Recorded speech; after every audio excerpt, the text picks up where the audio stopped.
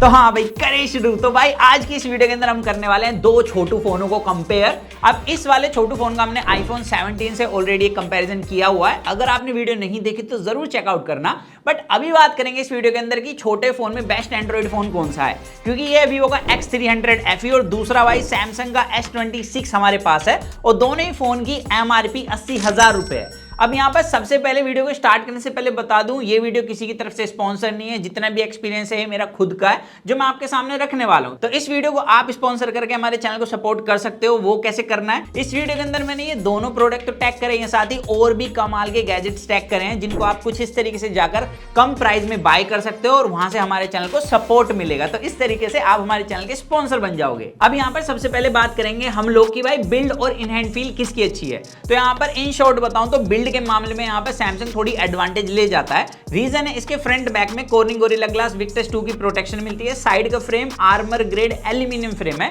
वहीं पर जो वीवो है इसके फ्रंट में कॉर्निंग गोरिल्ला ग्लास 7i की प्रोटेक्शन मिलती है और बैक में एजी मैट ग्लास है, लेकिन ये नहीं पता बैक में कि कौन सा ग्लास यूज करा गया है। बाकी साइड का फ्रेम एल्यूमिनियम का इसका भी मिलता है सैमसंग जैसे। बट यहाँ पर ओवरऑल क्योंकि सैमसंग के ग्लास ज्यादा टफ है, उस पर स्क्रैच भी कम लगती है, तो यहाँ पर सैमसंग की ड्यूरेबिलिटी थोड़ी ज्यादा बढ़िया हो जाती है। बाकी सैमसंग का फोन वीवो के फोन से पतला भी है और हल्का भी है, जिसकी वजह से सैमसंग थोड़ा लाइट वेट फील होता है फोन को यूज करते हुए। बट इन एंड फील के मामले में अपोजिट ओपिनियन है मेरी, क्योंकि दोनों फोन को जब मैं साइड बाय साइड चला रहा था, हैंडी तो दोनों ही फोन है, लेकिन वीवो के पास क्या है कि ये जो इसके कॉर्नर्स हैं थोड़े ज्यादा राउंड हैं सैमसंग के कंपैरिजन में, जिसकी वजह से जब आप फोन को पकड़ोगे और चलाओगे साइड बाय साइड तो यहाँ पर वीवो ज्यादा कंफर्टेबल फील होता है सैमसंग से। बाकी यहाँ पर दोनों ही फोन IP68 रेटेड है, लेकिन जो वीवो है IP69 रेटेड भी है, तो यहाँ पर वीवो के पास थोड़ी सी एडवांटेज आ जाती है। वैसे आपको लुक किसका अच्छा लग रहा है वो मुझे कमेंट सेक्शन में जरूर बताना। मैं पर्सनली बताऊं तो वीवो का लुक काफी ज्यादा न्यू है, अभी मार्केट के अंदर ये काफी ज्यादा अट्रैक्टिव लगता है। वहीं पर सैमसंग का जो ये वाला फोन है ना, इसका लुक वैसे ही है जैसे सैमसंग अपने छोटे पुराने फोनों के साथ देता है, तो इस वजह से मुझे वीवो का लुक थोड़ा ज्यादा अच्छा लगा।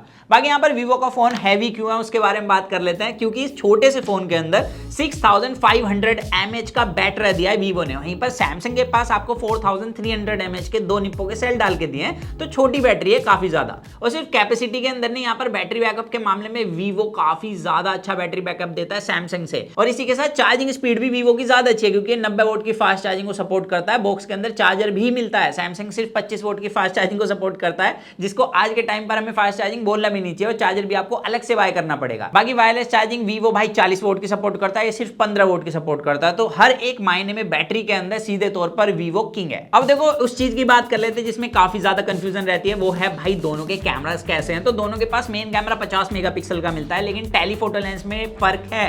यहाँ पर सैमसंग के पास 10 मेगापिक्सल का 3x टेलीफोटो लेंस मिलता है, वीवो के पास 50 मेगापिक्सल का 3x टेलीफोटो लेंस है। बाकी वीवो के पास सिर्फ 8 मेगापिक्सल का अल्ट्रा वाइड लेंस मिलता है और जो सैमसंग है इसके पास 12 मेगापिक्सल का अल्ट्रा वाइड है। इसके अलावा फ्रंट कैमरा वीवो के पास 50 मेगापिक्सल का है, सैमसंग के पास 12 मेगापिक्सल का। अब वीवो के पास 50 मेगापिक्सल का फ्रंट कैमरा सेंसर होने की वजह से यहाँ पर डिटेल ज्यादा मिलती है, इसका फील्ड ऑफ व्यू भी ज्यादा अच्छा है, स्टेबिलिटी दोनों की काफी अच्छी है। यहाँ पर आपको खुद जज करना है कि आपको किस तरीके के कलर पसंद है। मैं पर्सनली बताऊं यहाँ पर डिटेल और शैडो के अंदर बेटर हाईलाइट वीवो ज्यादा अच्छी तरीके से कर रहा है वीडियो को सैमसंग के कंपैरिजन में। बाकी आपकी ओपिनियन क्या है वो मुझे कमेंट सेक्शन में आप जरूर बताना। अब इसके अलावा जो वीवो है ना, ये एक चीज में एडवांटेज ले जाता है, इसके मेन कैमरे से आप 4K 120 FPS में वीडियो रिकॉर्ड कर सकते हो और 8K 30 FPS में। सैमसंग में 4K 120 FPS का ऑप्शन नहीं मिलता है, यहाँ पर 4K 60 FPS last setting option है और 8K 30 FPS दोनों के अंदर इक्वल है। अब वीडियो रिकॉर्डिंग में यहाँ पर मुझे ये देखने के लिए मिला कि लाइट कंट्रोल दोनों का अच्छा है, बट यहाँ पर जब आप देखोगे कि डिटेल्स किसकी अच्छी है तो वीवो स्लाइटली एज ले जाता हुआ दिखता है। प्लस इसके कलर्स थोड़े से ज्यादा वाइब्रेंट है सैमसंग कंपैरिजन में, तो यहाँ पर कलर्स तो आपको देखने पड़ेंगे। बट अगर आप एक कंट्रोल लाइट एनवायरनमेंट में वीडियो रिकॉर्ड करना पसंद करते हो तो यहाँ पर सीधे तौर पर मैं कहूंगा कि वीवो अच्छी चॉइस है, क्योंकि शैडोज को थोड़ा बेटर तरीके से हाईलाइट करता है, ओवर हाईलाइट नहीं करता, जिसकी वजह से डिटेल्स भी हमें अच्छी देखने के लिए मिलती है। तो यहाँ पर वीडियो रिकॉर्डिंग में इस बार सैमसंग से ज्यादा एडवांटेज अपना वीवो का फोन ले जा रहा है। बाकी यहाँ पर फ्रंट कैमरे की फोटोज की बात करें, आपको डिसाइड करना है आपको किस तरीके के कलर पसंद है, क्योंकि दोनों ही काफी क्लोज परफॉर्म करते हैं। बट यहाँ पर पोर्ट्रेट मोड के अंदर एज डिटेक्शन वीवो के पास ज्यादा बेहतर मिलता है। बाकी बैक कैमरा फोटोज के अंदर अगर आपको थोड़े वाइब्रेंट कलर पसंद है तो डेफिनेटली यहाँ पर आपको वीवो अच्छा लगेगा, लेकिन अगर आपको थोड़े बैलेंस और गोरा होना पसंद है तो उस कंडीशन के अंदर सैमसंग अच्छा लग सकता है। बट सैमसंग की मेरे को एक डिसएडवांटेज लगी कि यहाँ पर 10 मेगापिक्सल का जो टेलीफोटो लेंस है कभी कभी बाई पोर्ट्रेट मोड के अंदर एज डिटेक्शन छोड़ देता है, जहां पर वीवो काफी अच्छे तरीके से एज डिटेक्ट करता है। तो ये चीज आप देख सकते हो, प्लस इसके पास डिटेल भी ज्यादा है क्योंकि 50 मेगापिक्सल का टेलीफोटो और सैमसंग के पास सिर्फ 10 मेगापिक्सल का, तो ये चीज देखने के लिए मिलती है। बाकी अल्ट्रा वाइड लेंस के अंदर डेफिनेटली यहाँ पर सैमसंग एडवांटेज ले जाता है, बिकॉज यहाँ पर भले ही 4 मेगापिक्सल का फर्क है, लेकिन जो फर्क है वो हमें ऑन पेपर के साथ साथ रियल लाइफ के अंदर भी देखने के लिए मिलता है। तो ये सीन है कैमरास के साथ डे लाइट कंडीशन में। बाकी यहाँ पर अगर लो लाइट कंडीशन की बात करी जाए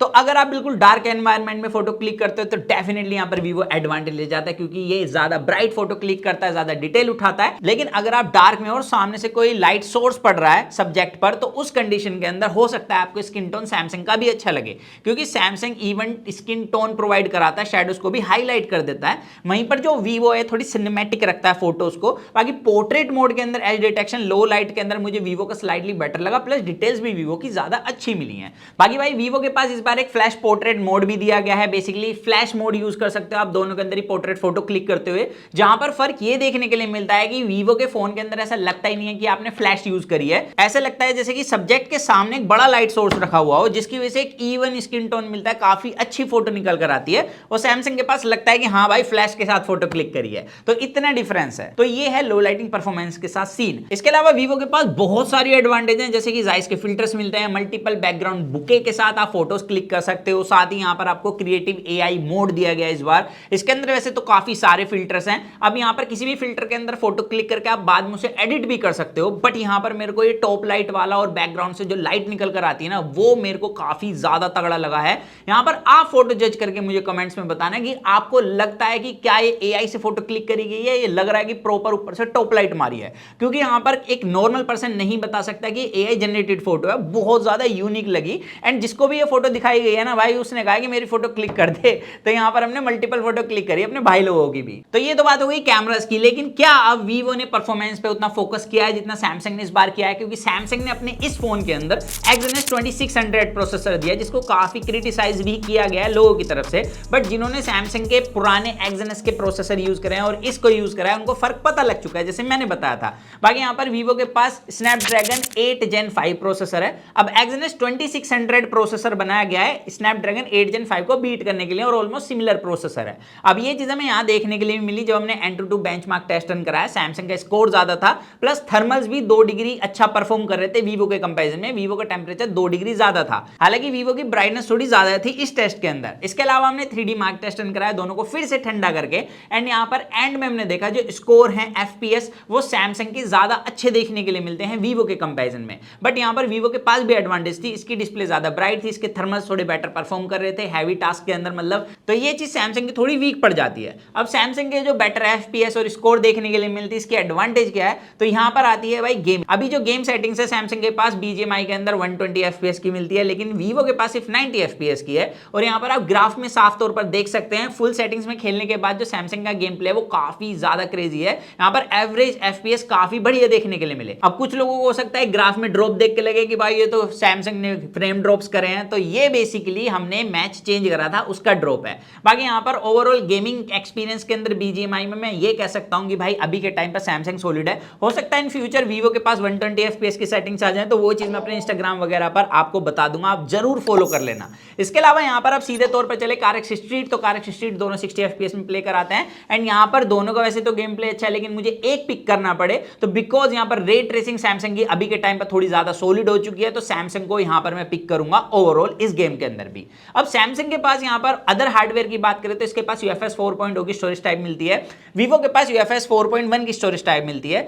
वैसे दोनों के पास LPDDR5X रैम ही है, लेकिन यहाँ पर वीवो के पास LPDDR5X अल्ट्रा रैम बोली है, जिसकी वजह से अगर आप रीड राइट स्पीड देखोगे ओवरऑल स्टोरेज टाइप वगैरह की, तो यहाँ पर वीवो का स्कोर थोड़ा बेटर देखने के लिए मिलता है सैमसंग से। बट यहाँ पर अब ऑन पेपर के अलावा रियलिटी पे आते हैं, तो जो UI है उसका भी काफी ज्यादा एक इंपॉर्टेंट रोल होता है इन सब चीजों के अंदर। वैसे ऐप ओपनिंग क्लोजिंग की स्पीड दोनों की बढ़िया है, बट यहाँ पर One UI जो है ना वो अभी टॉप नॉच पर है, जिसकी वजह से एनिमेशंस जो है वो काफी ज्यादा स्मूथ फील होती हैं। ओवरऑल UI चलाने में काफी ज्यादा प्रीमियम लगता है। इसके पास जो फीचर्स मिलते हैं वो काफी ज्यादा रिच हैं वीवो के कंपैरिजन में। अगर आपको कैमरे के अंदर AI चाहिए तो डेफिनेटली यहाँ पर वीवो अभी आपकी सारी नीड फुलफिल कर सकता है, लेकिन अगर आप क्रिएटिव पर्सन के अलावा प्रोडक्टिव पर्सन है तो यहाँ पर आपको प्रोडक्टिविटी के लिए जो AI है वो सैमसंग ज्यादा अच्छे ऑफर करता है। लाइक आप मेल अच्छे से लिखवा सकते हो, ग्रामेटिकल मिस्टेक वगैरह तो दोनों के अंदर करेक्ट की जा सकती हैं, लेकिन उन सब की इंटीग्रेशन सैमसंग के अंदर थोड़ी बेहतर है, क्योंकि सैमसंग ने अपने कीबोर्ड के अंदर ही उन चीजों को डाला हुआ है। तो यहाँ पर आई थिंक कि अगर आपको AI थोड़ा थोड़ा खुलकर यूज करना है, अपने प्रोडक्टिव वर्क को कंप्लीट करने के लिए, तो सैमसंग से बढ़िया अभी के टाइम पर कोई भी यूआई नहीं मिलने वाला।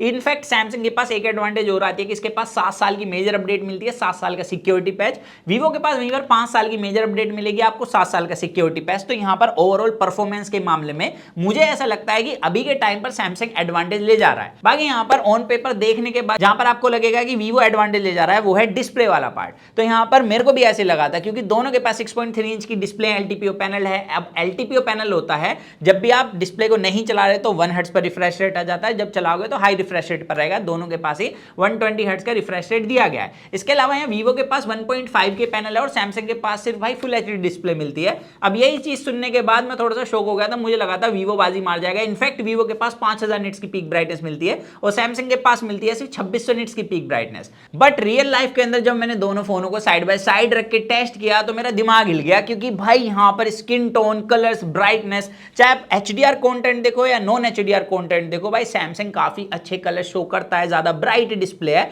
विंग एंगल्स में हालांकि किसी तरीके का कोई टिंट नहीं है दोनों फोनों के, बट ओवरऑल जो डिस्प्ले एक्सपीरियंस है वो मुझे सैमसंग की डिस्प्ले का ज्यादा बढ़िया लगा कंटेंट देखते हुए। लेकिन अगर आप विजिबिलिटी का पूछो तो आउटडोर और इंडोर विजिबिलिटी फुल ब्राइटनेस पर वीवो की ज्यादा बढ़िया है, और आउटडोर में तो मैं कह सकता हूं कि एक मेजर डिफरेंस मिलता है। बाकी यहां पर कंटेंट देखते हुए दोनों के स्पीकर्स में साफ तौर पर बताऊं, अगर आपको लाउड और क्लीन स्पीकर चाहिए तो सैमसंग है, वो चीज आप यहां पर सुन सकते हो।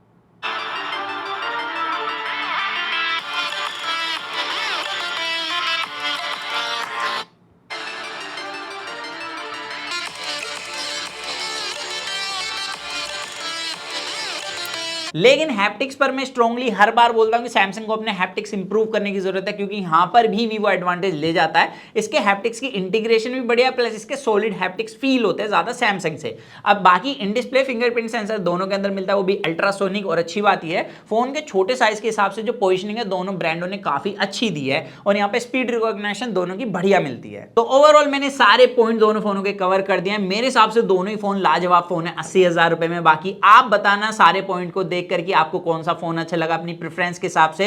और इस वीडियो को स्पॉन्सर करने के लिए भाई दोनों ही फोन मैंने टैग कर दिया, अगर आप बाय करने की सोच रहे हो तो वहां से आपको डिस्काउंट मिल जाएगा और आप चैनल के स्पॉन्सर भी बन जाओगे वहां से। और जरूरी नहीं है आपको यही फोन खरीदना है, आप कुछ भी खरीद सकते हो। तो बस मिलते हैं जल्दी कूल और एक्साइटिंग वीडियो में। जब तक के लिए जो मन में guys to watch your heart feel stay tuned with that and box guys.